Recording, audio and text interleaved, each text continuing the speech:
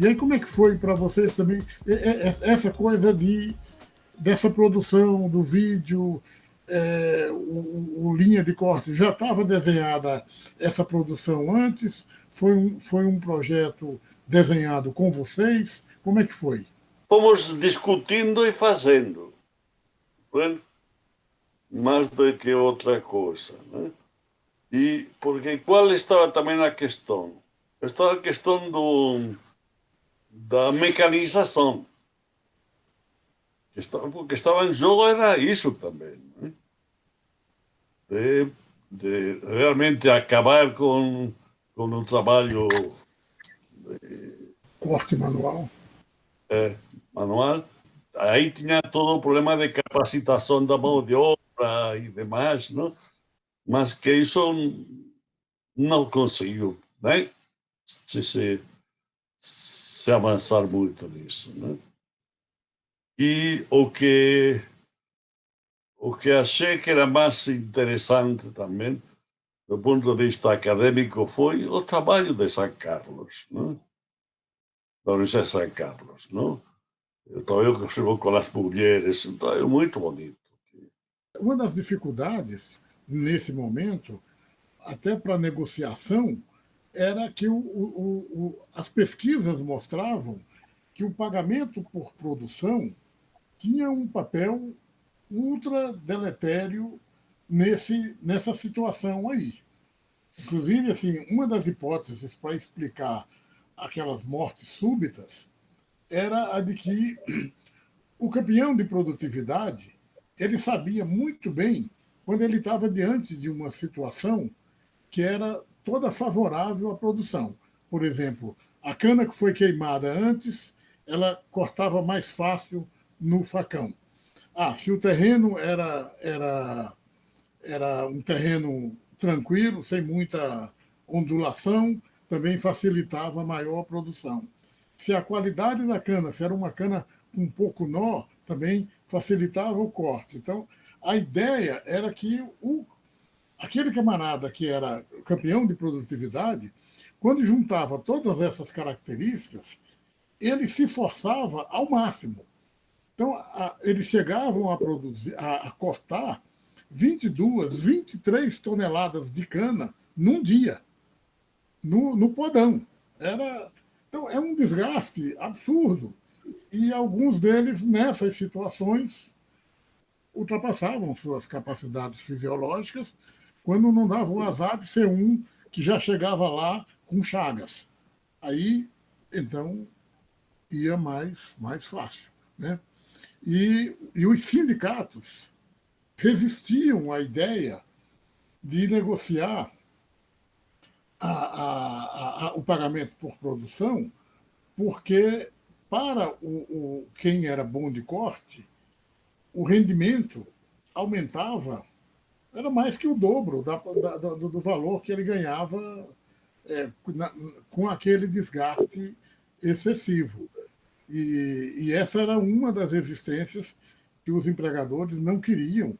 Por exemplo, estabelecer uma meta de 12 toneladas de corte de cana por dia, para a única, nem pensar. Eles queriam produção muito acima disso. Eu não sei como é que terminou também essa questão hoje de se ter um acordo civilizado, né, nessa situação aí. Mas o contexto não era bom. Não, mas também era a limitação, pois. Quantos meses de trabalho eu tinha aqui? Eram migrantes, não? Eram migrantes, todos. E conseguiam reunir recursos para o resto do ano e levar levar para a família alguns instrumentos, algumas necessidades. O vídeo Linha de Corte, É, o Beto Novaes, ele tem outros vídeos sobre esses mesmos trabalhadores. Um deles chama Migrantes, onde ele vai lá nas cidades de origem, mostra como eram as estratégias de captação desses trabalhadores, como era a vida da família enquanto eles estavam longe. É belíssimo esse trabalho do Beto nessa questão. E depois você vai falar do outro vídeo ainda, mais para frente, não sei se é hoje ainda, do Mulheres das Águas. Só para finalizar a coisa da cana, tem um artigo na seção de coletiva que, inclusive, tem os comentários, né? E esse artigo é importante também como síntese dessa discussão do vídeo e dessas oficinas, né? Agora, teve uma repercussão. Primeiro, foi proibida a queimada, né, lá na região, e foi também o mecanizado. Há uma mecanização, embora contra o sindicato. O sindicato, ele, nessa época, antes do manual, ele se limita a negociar a medição. Ele vai entrar só na discussão de acompanhar a medição da produção. E a gente entrou em conflito nessa oficina. Claro. A gente falava isso foi falado abertamente por nós e pela academia. O serviço, naquele momento, estava complicado. O Serede de Piracicaba também falava, né? Mas, por exemplo, a vigilância estava ali, não podia mexer com isso. Achava que não podia mexer com isso, né?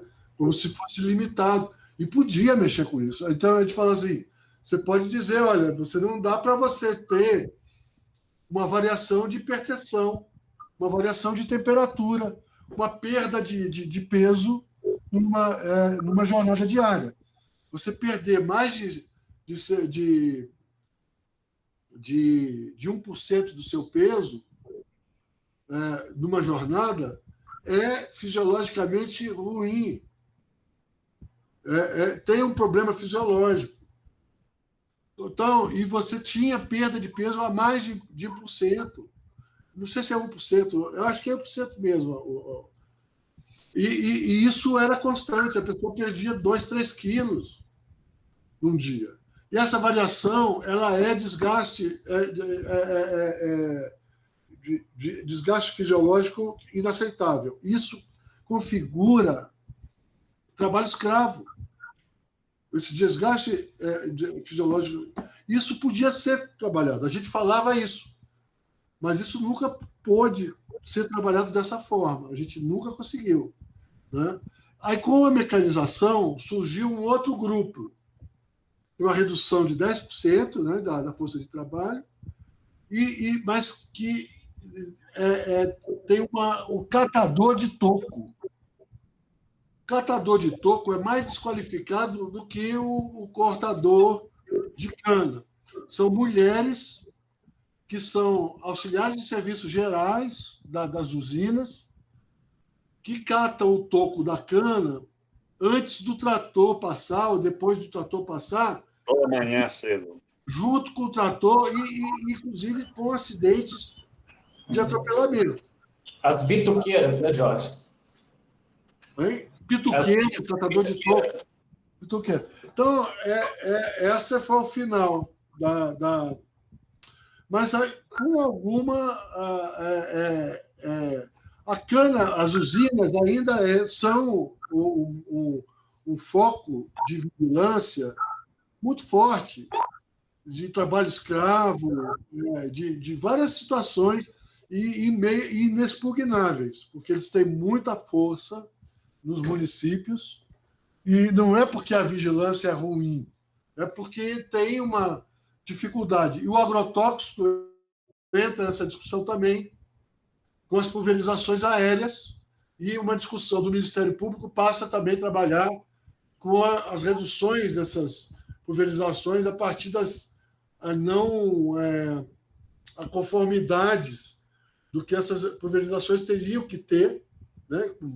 Tem várias conformidades de temperatura, de vento, de momento de umidade, de uso de equipamento, que não são vistos, mas que também tem um problema aí com as usinas que permanecem. Então, as usinas ainda seriam... tem uma melhora, né, por várias razões, mas ainda é um grupo de foco de importante intervenção. Você acompanhou um estudo feito em São Paulo, né, sobre essa comparação entre o esforço, o desgaste de cortador de cana, né, com esportistas profissionais, né? Eu me lembro, não sei se não for orientando, mas você sempre citava esse Olha, eu estudo. digo assim. E também há o trabalho da Simone, da Vigilância Sanitária. Não, ia dizer disso, mas antes tinha uma moça, não? Está falando de que virou atleta, não? Isso. Isso, uma cortadora. Não, Toda manhã, todo dia, corria lá pelos campos, tempo imenso, não? E depois teve na maratona de... não, e isso, do ponto de vista comparativo, trouxe uma aproximação entre a medicina do esporte e a saúde do trabalhador nessas situações extremas. O Dalberto já tinha lembrado isso, e você também, Jorge.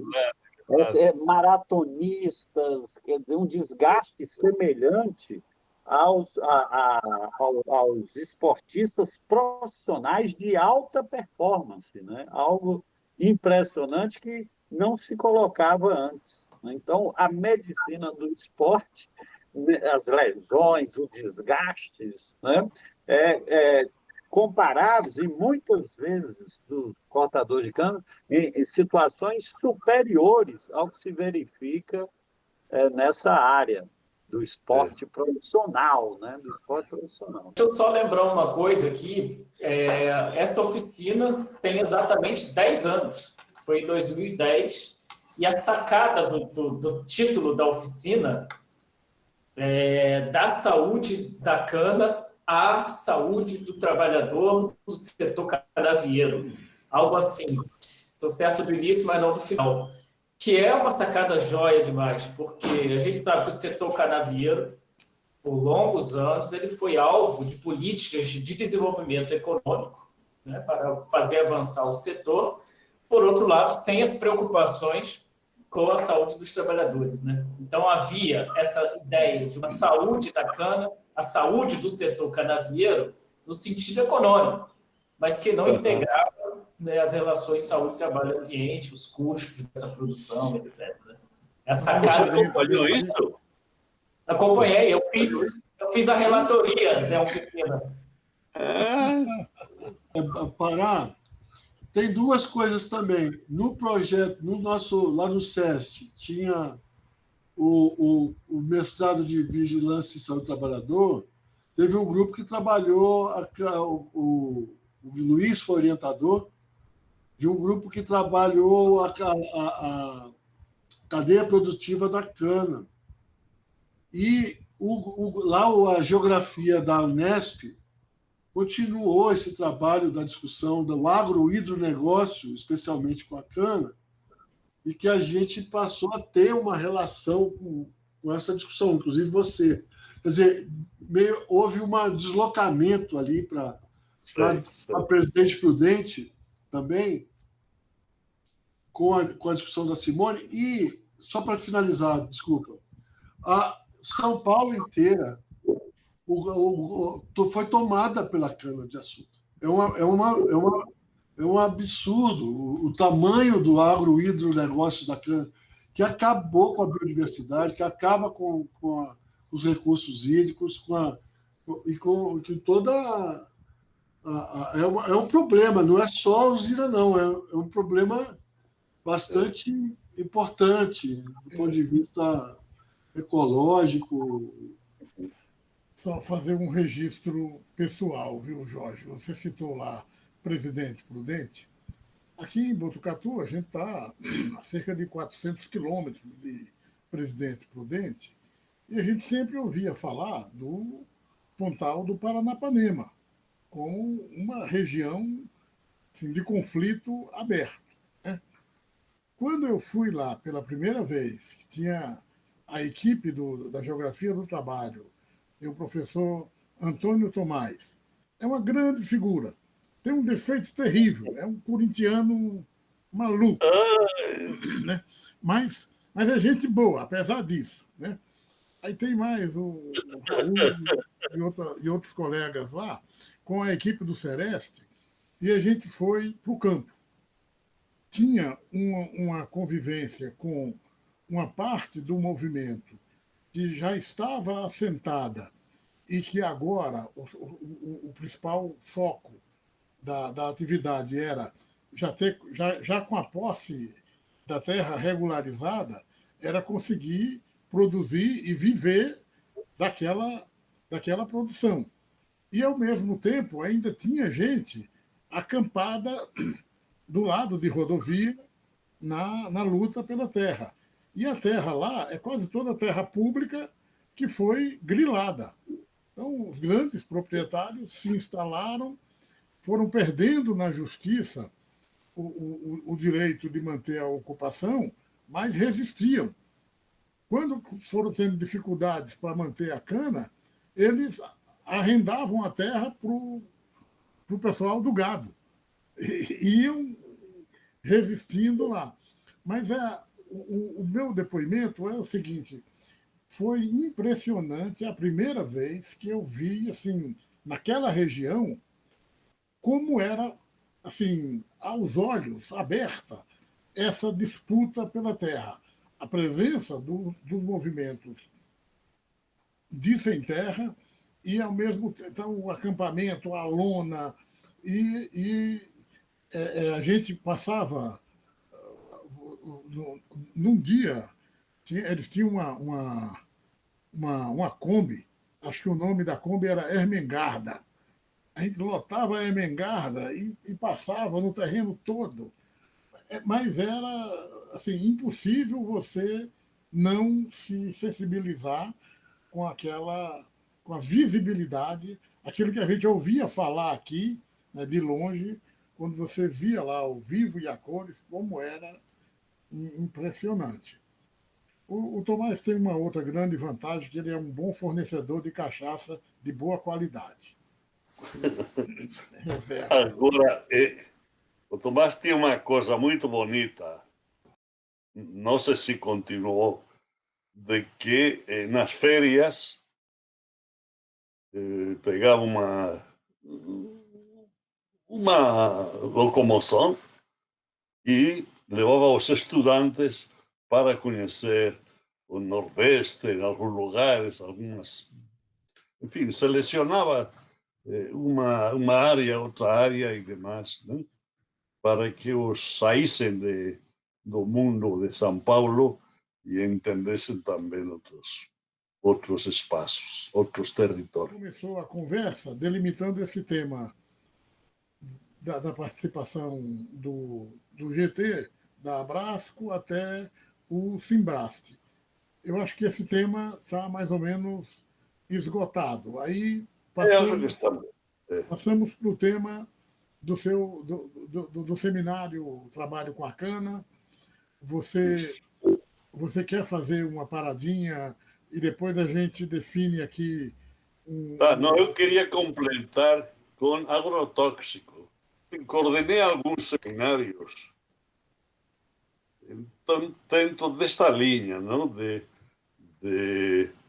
colocar a problemática de que as forças atuantes, as lutas, etc. E, nesse sentido, também programamos o seminário em Cuiabá sobre agrotóxicos, né? E foi um seminário também muito interessante. Você participou, Jorge, daquele também, não? Participei pelo Ministério da Saúde. Na época eu estava. Ah, certo, você estava já. Tá. E, enfim, foi um momento de levantar toda a problemática dos agrotóxicos e na luta pelos agrotóxicos, contra os agrotóxicos. Tinha algumas pesquisas importantes o Pignatti estava já envolvido, né, na atuação na universidade, né, e outros professores também do Sul, né? Mas foi mais para levantar o problema, né? E esse foi fácil imediatamente ligar esse seminário a nuvens de veneno, não? Em síntese, o que se abordou no seminário se reflete depois nas próprias gravações e no próprio documentário. Não? Eu queria fazer só um comentário para você ligar, Minayo.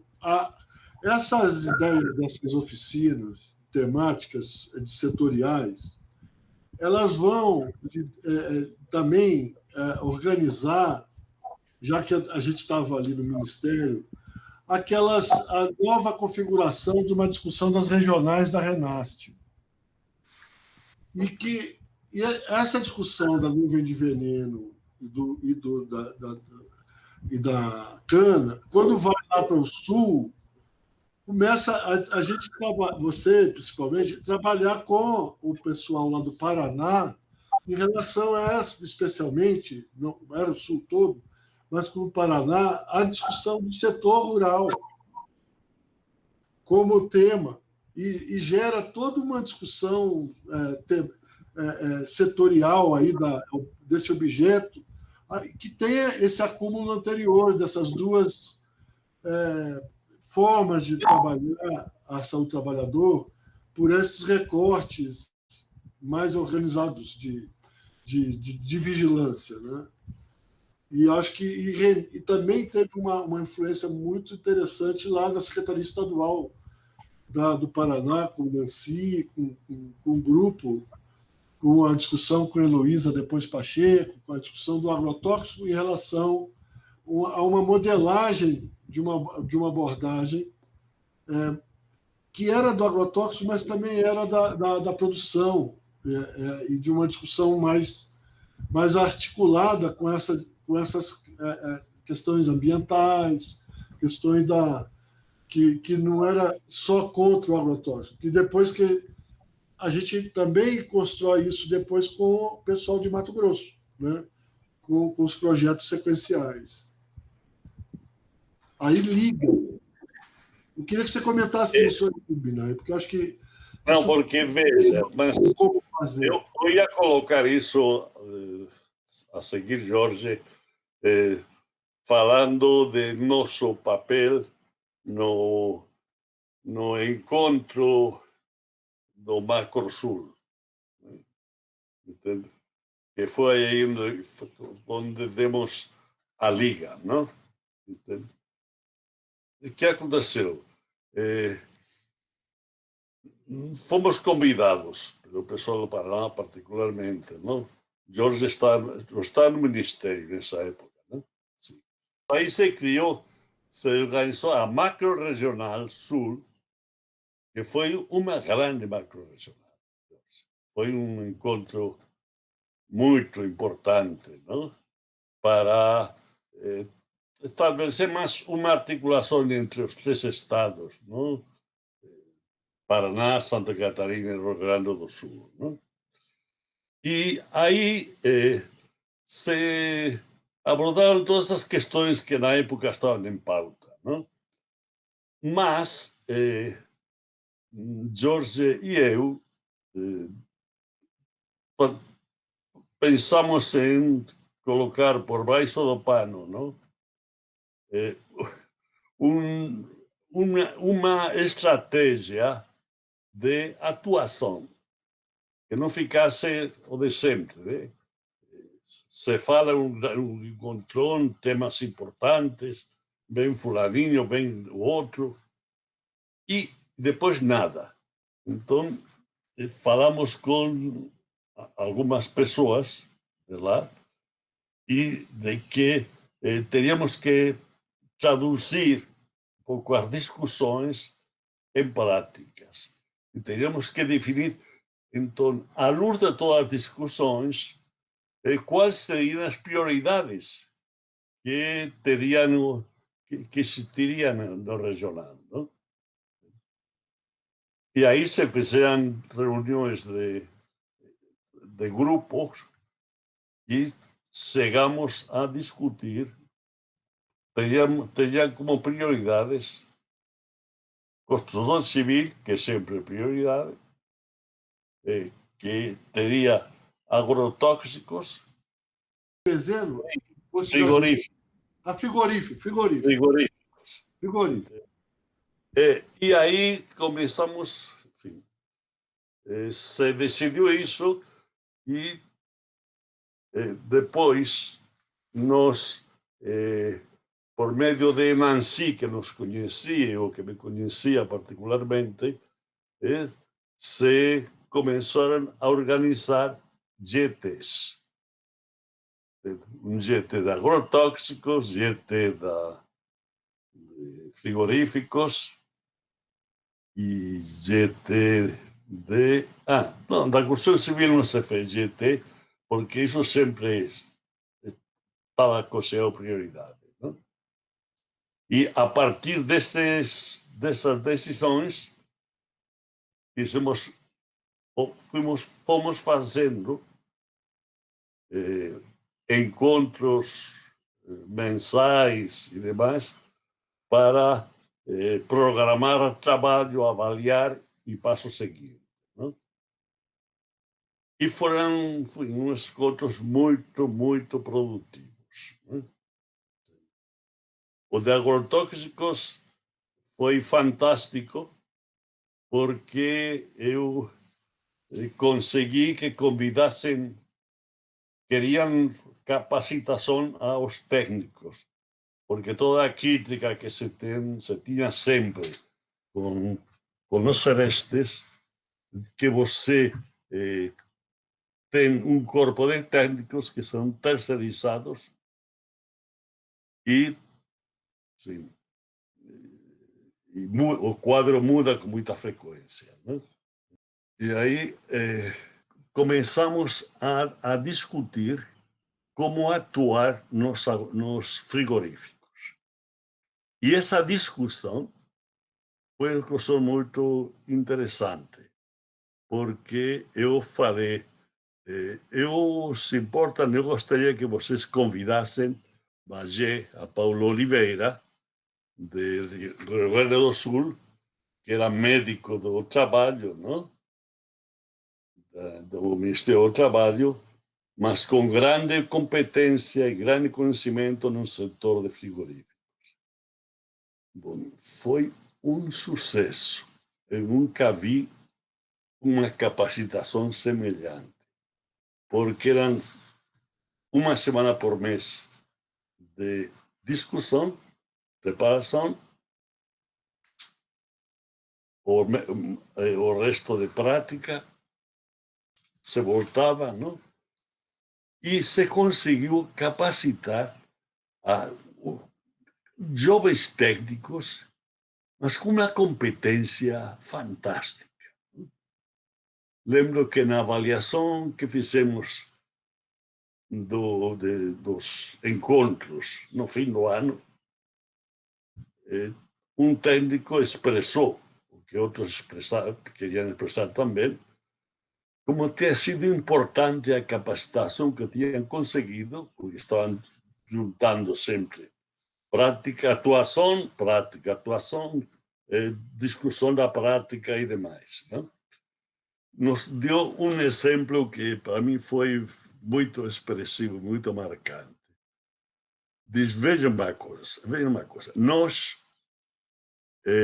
quando falavam de entrar numa fábrica, numa empresa, tremíamos, porque não sabíamos o que fazer lá dentro. Não? Entende? hoje em dia entramos com uma tranquilidade. Vou colocar um exemplo para vocês. Tinha uma grande frigorífico municipal que tínhamos recebido algumas denúncias e fomos fazer uma vistoria. Chegamos e o